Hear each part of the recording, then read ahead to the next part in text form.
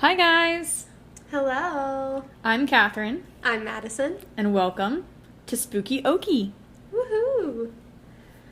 So, should I just jump into it, or? Tell the other story first? Yeah, tell Okay. the story. Okay, so, I've got a story for you guys. So, I've been holding on to this story for a little while, but I have a friend who, before we start the podcast, before we released the first episode, had a dream about me and Madison doing the podcast. And she's never met Madison. She literally doesn't know me at all. Not a bit. Never met her. Had a dream that she was with us on an investigation. And now it happened in a house, and our first one was in the cemetery. But the whole time she's investigating with us in this dream, she has a feeling that somebody has had an abortion. And she's like, I know Kat hasn't, because I know Kat hasn't had an abortion. She's like, I don't know Madison, and that'd be awkward to ask Madison, who I don't know, if she's had an abortion. Right. I mean, I haven't, but, thoughtful of her to be considerate. Yeah. Right. And she's like, but I feel like somebody had an abortion. And so she wakes up, and she's like, man, that was weird. Next day, we release the episode, and she's like, that's who it was. Yes. Because remember, our first story was about Catherine Cross, who had the headstone that said murdered by human wolves because she had an abortion that had gone wrong. That whole story. Yeah. That was our first episode. And she had the dream, the night before or something. When we were doing the investigation. We were, out there doing the investigation. And she didn't even know that, She didn't know that we were doing the investigation at the time. We hadn't talked in a while. And, yeah, we were doing the investigation, and that night... as she was having that dream. As she was having the dream. Yeah. Crazy. So spooky. Yeah. It was wild. But shout out to her. She's one of our Patreon supporters. So yes. Thank you so much. Thank you, Rachel. Anyway, we just had to share that story because that was just, the most wild coincidence. It was crazy. It's not a coincidence. There's no way. But, it's it insane. was weird. Yeah, So weird. I love it. So spooky. Mm-hmm. Well, I was like, we need to make this episode longer because this one, there's just not a ton about it. And I was like, I'll tell a story about my cat. But then we had this one, which is a lot better. But... I still want to hear about the cat, though. You want to hear about the cat? I want to hear about the cat. I didn't get to hear about it. We were saving it for the podcast. This stupid cat. Okay, sorry. So, anyway, I live on a farm. Little background for everyone. I live on a farm. And, we had this cat that just turned up one day. Just, out of nowhere. And, we don't have, neighbors. There's nobody close. There's not stray cats out there unless somebody has dumped them on the road. And, that doesn't really normally happen around us. So we had this cat that turned up, this little orange kitten, turned up one day. Then we went to the feed store a couple days later, and Ray, who owned the feed store, was like, hey, have you seen my little orange cat anywhere? And we were like, it's at our house. How's it at our house? So anyway, this stupid cat jumped in our car apparently when we were getting feed. It was a stowaway. It was a stowaway. It came to our house, and he was like, just keep it. It's a little male cat. It's fine. It's just been around. You can have it. And we were like, okay, sure. So, turns out this was not a male cat. Fun fact. It was definitely a female and definitely got pregnant. And we were like, crap. And so we It's not like you don't have enough animals to take care of. I know. We didn't ask for this. But, so we kept the cat. We kept one of her kittens, a female. And, we were gonna get them both fixed. We wanted to let her keep one of the babies. So she has a friend. We didn't want her to be lonely. So we're like, great, we'll go get them both fixed.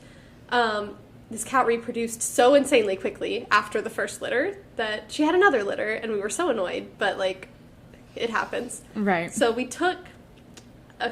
took this mama cat and her oldest baby. As soon as this litter was weaned and I was able to take them to get fixed, they both went to get fixed. Took them to the vet. It's me and a 5-year-old having to take these two, not feral cats, but not... They're not barn pet cats. pets. They're barn cats. Mm-hmm. Had to take them to the vet. So we put them in a giant crate. And then I'm expected to load this huge giant dog crate with 2 wild cats inside of it into the back of the car. Doesn't fit in my car, so I have to use a different car. and I can't carry the crate. Like, it's huge. And so I'm, like, struggling. I'm, like, telling the 5-year-old to pick up the other end because I'm like, I can't do this. I need your help. And so we finally get to the vet, and I'm like, okay, I can't unload this crate. Like, I think I can just carry it. I think I can carry the cats inside. I think it's going to be okay. I think I can do it.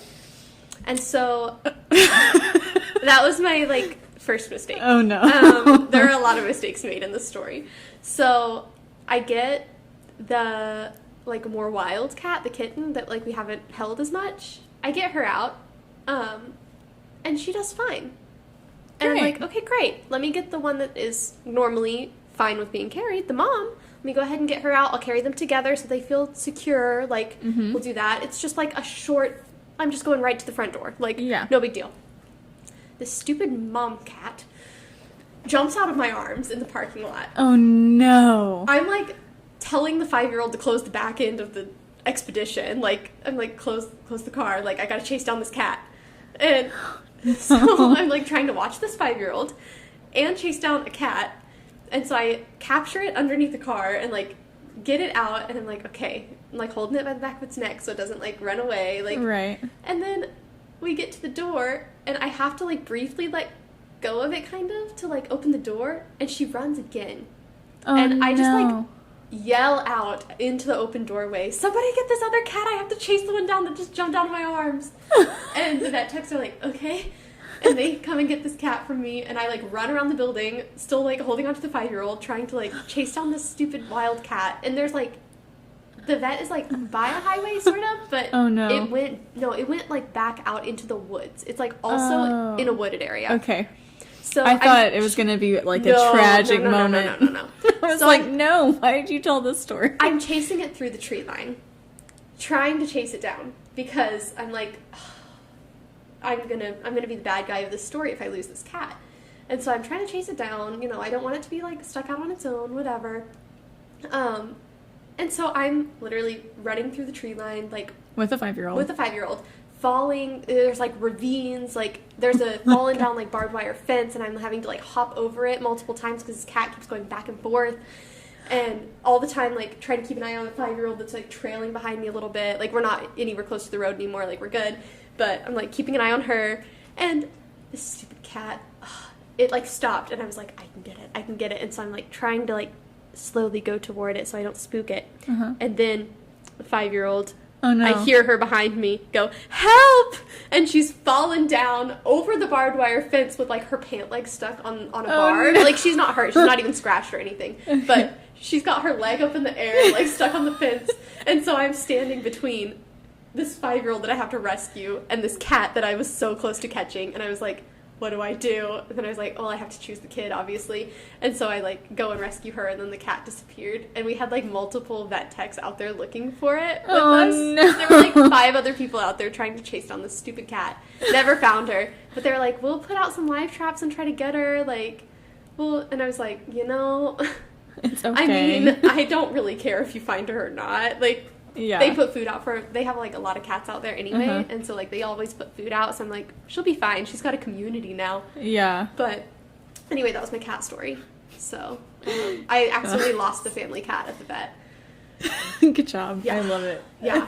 So that was great. Anyway, that was my story, which has literally nothing to do with anything that we talk about on here at all. Well, in the future, if you ever need to borrow a cat carrier, just let me know. I've got an extra, in fact. I should have asked you.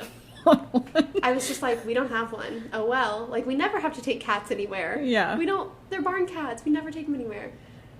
Yeah. So, anyway, I lost the family cat, so. I'm sure more will appear. They always do. You always get all the animals. We always get all the animals, and we always feed them all, and, yeah, they stick around until they don't. All right. Well, this week, we are going to be talking about Kitchen Lake Park in Oklahoma City. This is where we're going to be doing our investigation this week. So excited. I'm very excited too. So, before I get into the good stuff, I'm going to tell you my sources. I've got geocaching.com, myhistoricalblogspot.com, 405magazine.com, another geocaching.com, only in your state, theshadowlands.net, travelok.com, and hauntedrooms.com, as Alright. well as Haunted Oklahoma City book by Jeff Provine. If you have not checked out his series of books, you should. He's got several different books over spooky places in Oklahoma. He's a great author. He has a lot of detail about the history as well as spooky experiences there. Does a really great job talking about different places in Oklahoma. I actually would not have found this place if I had not been reading his book. Okay, nice. Yeah, he's got some really good books, really good material. Yes. All right. So, Kitchen Lake Park is in Oklahoma City. It's a great place for spending some quality time outside. It's been redone. The park is part of the city's Close to Home Fishing Waters program. So it's like meant to get people around the city area a place to fish, a place to spend outside. Great program. Cool. It's stocked so that people have plenty of fishing opportunities.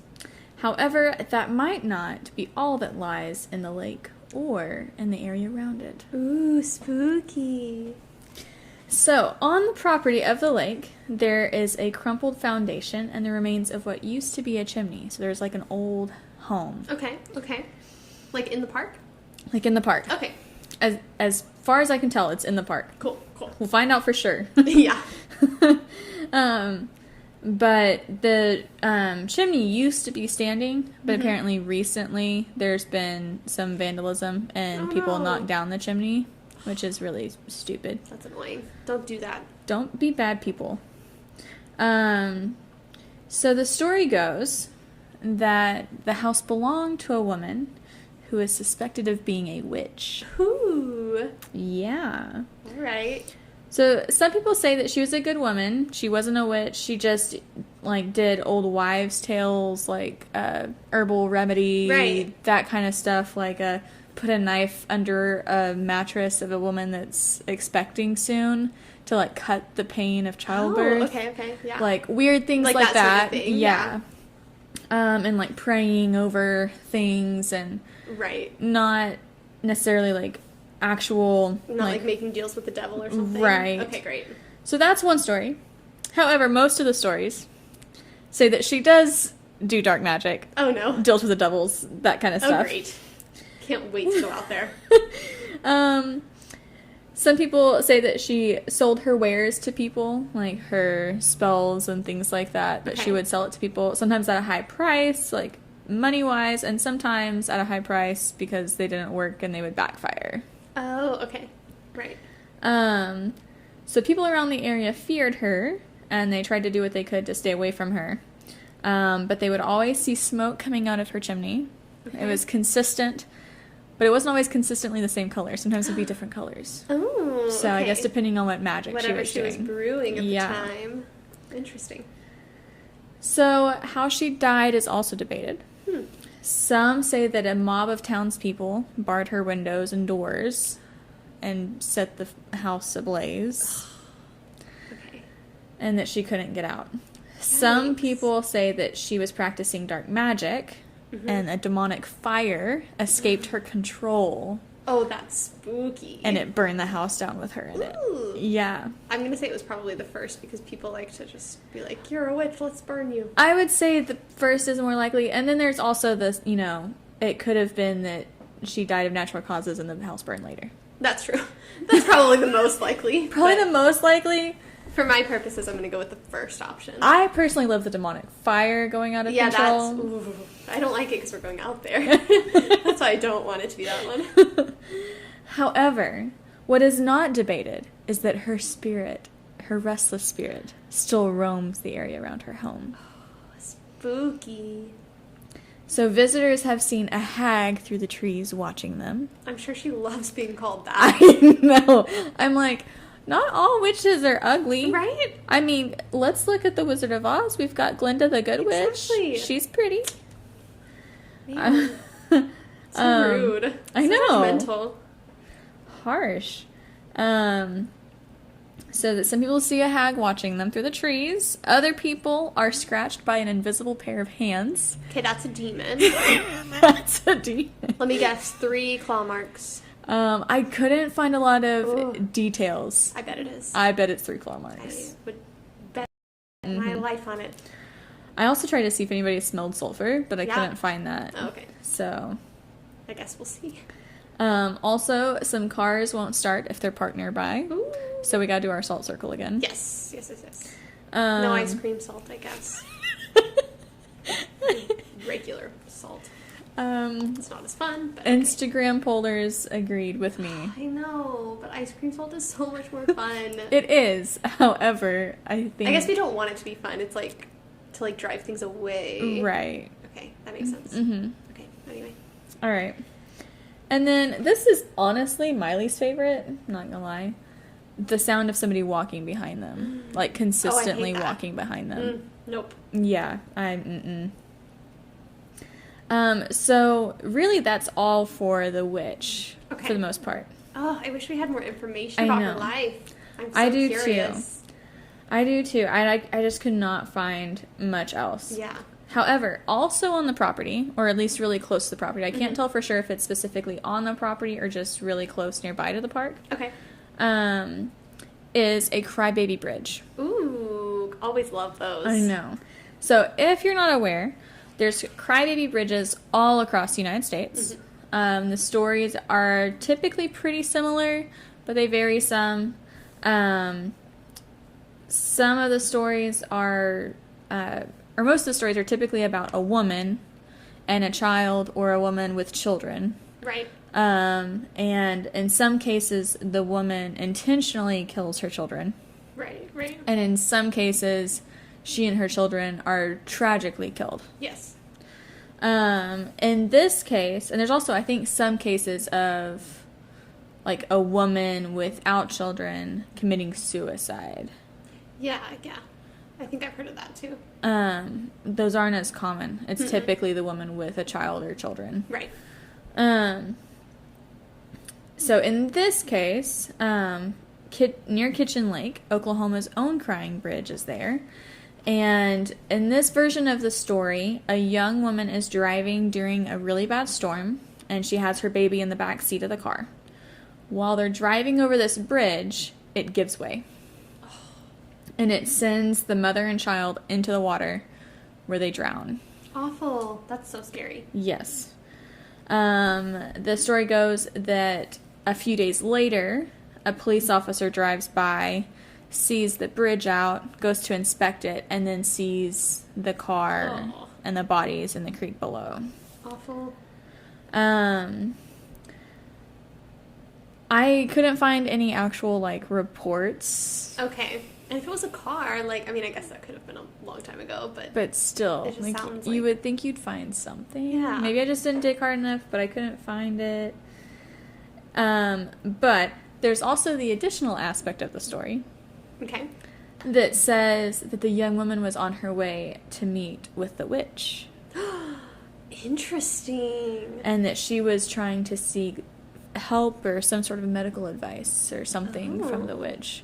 Which I'm not really sure, because the stories never said at what point the witch existed. So witch lore seems to, for the most part, I would think that would be before cars. However, I mean, there's some that are around that time, I guess, but Oklahoma is a younger state. Yeah. So it's not going to be. That's true. From the 1700s or 1600s. That's true. That's true. It's not East Coast colony That's sort of true. stories like Salem or something. So maybe it was. Maybe so. Interesting. Yeah. I like that version. I know. Version. Ties them both together. So, some of the stories that people have talked about, their experiences around the bridge, include obviously hearing babies cry, cars malfunctioning. I really hope that doesn't happen. Headlights turning off and on. That's spooky. And the cars malfunctioning can be them not starting or them starting and then stopping. Okay. Things like that. And then I love this one. feeling something beside you on the bridge. No. Not a fan. Not a fan. That sounds similar to like how I felt at the cemetery. Right. Near Thackerville. Yeah. Yeah. Yeah, Brown Springs. Yeah, Brown Springs. Yeah, that was spooky. Uh-huh. There's also an additional story with the Crybaby Bridge that it's a Crybaby Bridge because the witch lured children across the bridge. Oh. And like a Hansel and Gretel sort of like situation. a Hansel and Gretel situation Okay. sort of thing. And that's why you can hear children crying. Oh, that's tragic. Yeah. But I don't know. They're both bad. I don't know. There's not one that I like hope it is. Like, I know both are bad. All right, now we get to I think my favorite part of this place. Okay. There is a creature that lives deep in the lake. Of course there is. So this Naturally. This is the creature of Kitchen Lake. Oh. So legend has it that there were a group of boys that set out to attack the witch of the lake, or at least scare her. Not a good move, but okay. Not smart, but I mean, teenage boys, not always smart. True. When they arrived at the house, there was no one there, so they decided to set fire to it, naturally. As you do. Mm-hmm. Apparently. So they set fire to it, and then they were happy with what they did, and they turned to leave, and then they see her across the bridge. And she raises up her hand and points at the boy responsible for setting the fire. She begins to chant, and he begins to form into some disfigured, horrible, Ooh. scream-wrenching monster. Oh, okay. And she cursed him, forcing him to live out the rest of his life as this creature. Okay. To live in the lake, or at least in the woods around the lake. He would only be able to return to his human form if he captured souls for her and trapped them at the bottom of the lake. Naturally, yes. After 100 years, she would return, and if he had trapped these souls for her, she would return him to his true form, to his human form. Has it been 100 years? I don't know. Ooh. On calm nights, free of wind or other noise, you can hear the cries of the trapped souls at the bottom of the lake. Ooh. Spooky. And the prison where the souls are kept is guarded by a fiercely protective diamondback water serpent. Ooh. It's like the worst part of the whole story. If you can get to that prison, so evade the monster, evade the serpent, Yes. find the prison. It's a metal box. If you can get it and open it and release a glass sphere, it will release the trapped souls. Oh. Okay, this sounds like a video game or something. I think it's a, what is it, a scary noodle? A creepy pasta? That's it. Spooky spaghetti, scary noodle, creepy pasta, same thing. Oh my goodness. So close. Oh my goodness. Yeah, that's my guess. Eerie macaroni. Eerie macaroni. Yes. Yes, must be that. Oh my goodness. Yeah, anyways, that's my guess. I think that was a made-up story on the internet. I really liked it, though, so I love that. I love that. Love that. What'd you call it? A spooky noodle? Scary noodle. scary noodle. Yes, it must have been a scary noodle. That's it. Oh. So, that's what I have for Kitchen Lake Park. Ooh, I can't wait to go investigate. I know, me too. Really hoping we don't hear anybody behind us, but I'm okay with seeing a hag in the woods. I'm not. I think that's worse. I don't know why, but the not seeing somebody and hearing footsteps behind me is worse for me. Oh, they're both bad. I hope neither of them happen, but I also hope both of them happen so we have good content. Yeah. Like, it's so hard to be like, I hope nothing happens, but like, I do hope stuff happens, you know? And I forgot to say this. Okay, so on one site that I looked at, on one of the geocaching sites for the lake, Yeah. or for the bridge, it said there was like a little code at the bottom of the website that like it gave you a key to like decipher it, but it was like an additional hint was don't be afraid, or it said, when you're on the bridge, don't be afraid to put your head on the bridge. What? Yeah. What does that mean? I don't know if it makes additional noises, like if you put your ear, like, to the actual bridge. I don't know. I will not be doing that. We'll have to see how brave I am. Yeah. Whether or not I do that. Like, the bridge is partially collapsed, right? Because it, like, think fell so. through, so we probably can't get on it. I don't know if we think. can, I don't know if you can get, like, on the part that's, like, still connected to the the bank. Yeah. Okay. Ooh, I'm nervous. I know. This will be fun. So, we'll see. Oh man. All right, that was a good one. That was like very spooky. It's spooky. Yeah, it's very like urban legendy, and I like that sort of thing. I think that's Me so too. fun. All of the urban legends and stuff. We'll see if we get any cool stuff. Yes. Oh, and the other thing I forgot to say. So around the witch's house, like especially when the chimney was still up, people would see smoke still come out of it sometimes. Ooh. And they would find like hot ashes around the place. Ooh. So. I wonder if there's any like cult activity, like satanic. Oh, that was the other thing. I knew it. There always are There's cults. always cults. They found lots of dead animals like hanging in the trees. Oh, I don't like that. Yeah. Yeah. Yikes. Yeah. Ugh. But very like culty, like ritualistic. like ritualistic kind of stuff. Yeah. Yeah, I hate that. That scares me like more than anything else. Like seeing people doing things out there. That's so much scarier than being like, I felt like something was behind me, because you can just like freak yourself out and be like, I think something's behind me. I think I hear something. But like being like, no, there are people like sacrificing small animals. Like that is terrifying. Yeah. Mm-hmm. Ugh. Hate that. Yeah.